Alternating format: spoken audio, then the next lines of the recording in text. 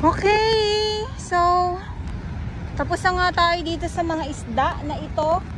Mga isda, yes, mga isda. Tapos na tayo. At dito naman po tayo sa kung saan naman ay ito yung ating ibang mga namamasyal. Upo-upo lang kahit na umaambon, tuloy lang po ang kanilang kwentuhan, picture. Ngayon dito sa Dolomite Beach.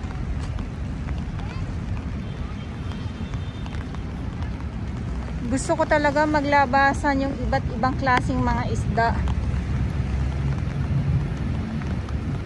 Grabe.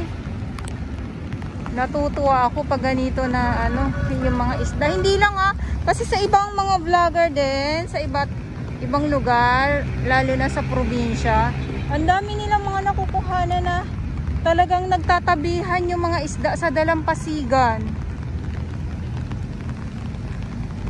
Baka season talaga nila ngayon, kaya ganun. Umuulan, pero mainit. Ito yung hindi minsan maganda kasi ulan at init po.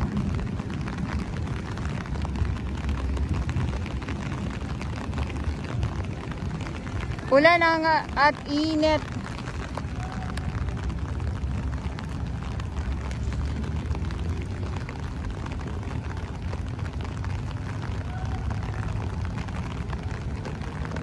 So kailangan pag pupunta ka dito ay may payong ka. Laging handa. Ulan at init po. Para kahit papaano may may panlaban tayo sa init. Tapos ngayon ulan naman. Ganyan. Abang na abang ako kasi panay ang ulan. Ang lakas ang ulan kanina. Doon sa Manila City Hall, sorry naman, doon sa Manila Hotel. Ayan, ang lakas ng ulan, grabe, hanggang papunta dito sa Dolomite Beach nga po. At ito nga po yung mga isda na nabubulabog, na naglalabasan naman ngayon, na nakikita ko at nakukuhanan.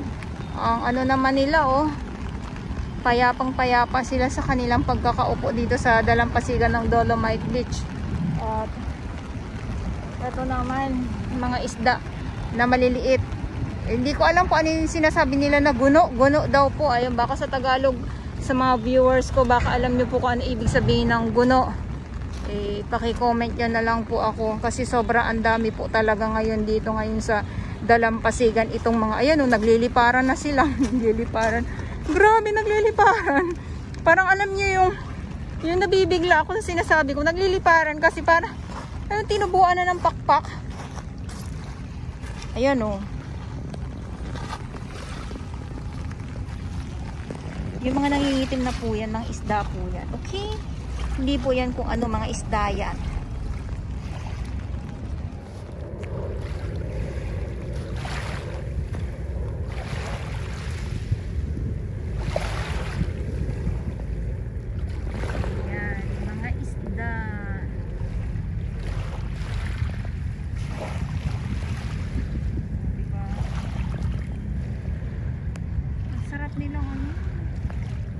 Sarap nilang dapat yung may net ka kaya lang bawal po. Baka kayo ay magdala kayo ng net para manghuli dito ng mga lamang dagat, kaya lang bawal po.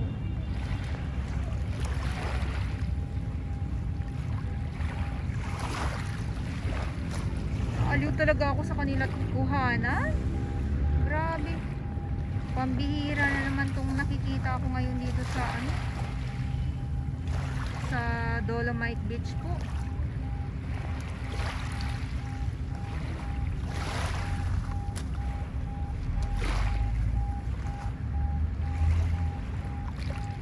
Ayan ang dami. Wow.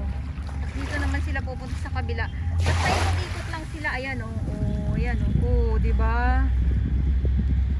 Ayan sila. Paikot-ikot lang po sila.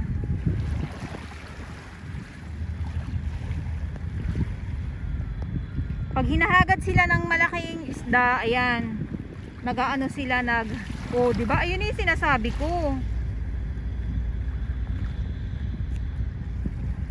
Ayun tayo eh.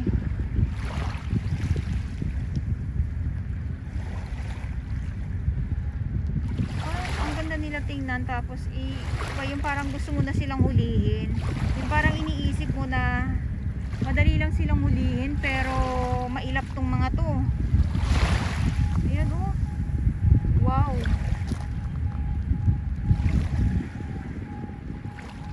Mailap tong hulihin tong mga isda na nandito ngayon. Yung iniisip mo pang ulam na oh. Ayun, nagpupuntulan sila. Yan, ang ganda tingnan.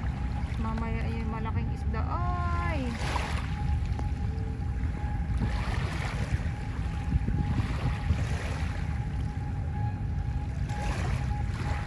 Grabe. Wow, o di ba? Grabe na. Mapapagrabe ka talaga.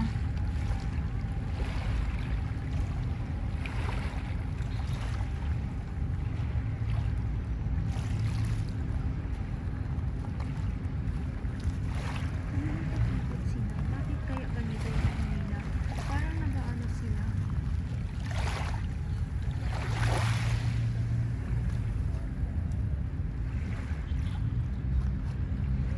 May parade. Ayan, nandito naman sila sa kabila. Oh, diba? Siyempre ako tuwang-tuwa. Siyempre ako tuwang-tuwa po. Bakit ba? Bahala kayo dyan kung hindi kayo natutuwa. Diba? Sabi ko sa inyo.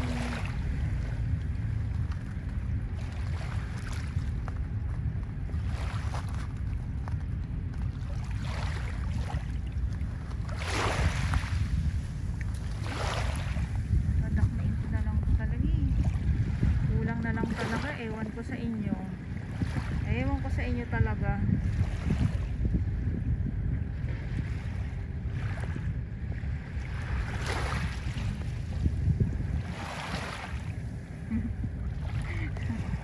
Diba?